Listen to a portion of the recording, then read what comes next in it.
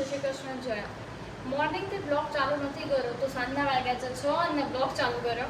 હું તમને એક વસ્તુ બતાવું. તમારા લોકોના પોતાના હેર હોય તો તમારા લોકોને વાળ ઉતરે, તમે આમાં મોડાવો એટલે ગૂંચ ઉતરે.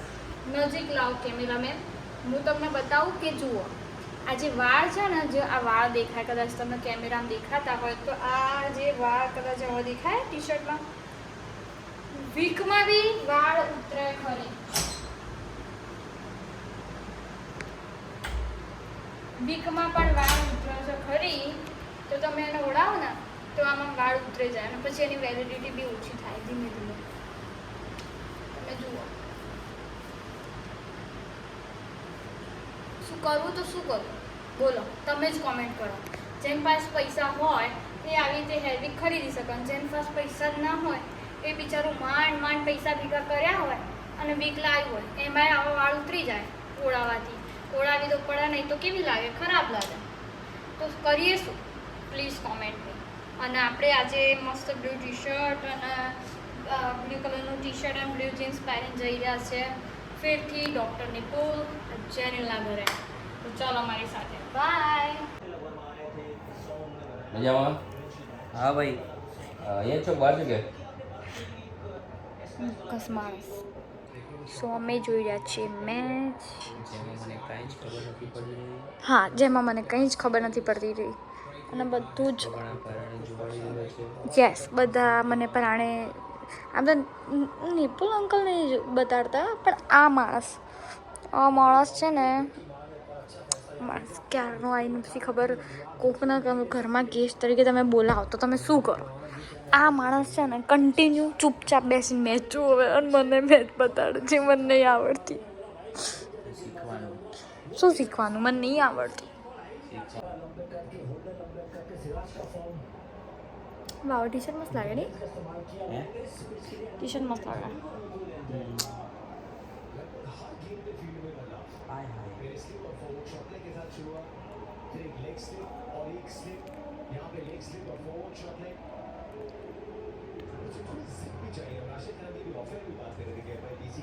સારું, એમ સરસ મેચ જોઈએ છીએ અમે,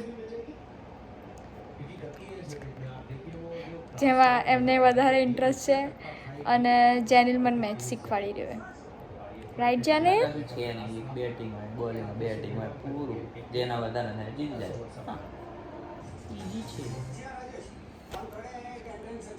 કેવી રીતે ખબર નહીં. આમ તો વિપુલ સર કહી શકાય. વિપુલ સર તો એટલા ગુડ લુકિંગ અને એટલા ઇન્ટેલિજન્ટ, કેટલું સરસ સ્માર્ટ. એટલે આઈ એમ નો હેન્ડસમ છોકરા. મજાક કરે.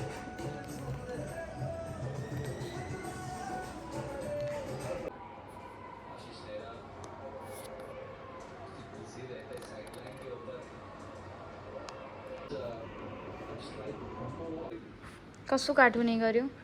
ચાલુ કરશો. માઇક હાથમાં છે અને આ મિસ્ટર સોંગ નહીં ગાતા. જેનિલ ગાને.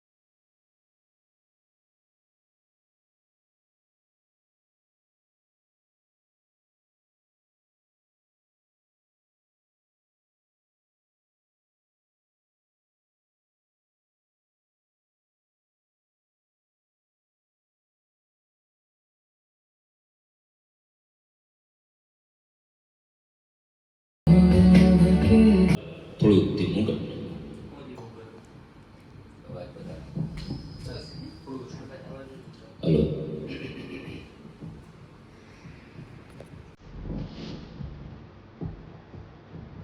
આમાં કરવું પડશે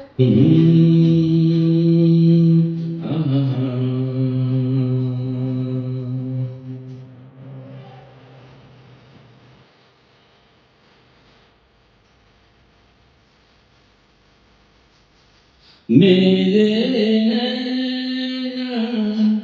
सावन भादो फिर भी मेरा मन प्यासा फिर भी मेरा मन प्यासा मेरे नैना सावन भादो फिर भी मेरा मन प्यासा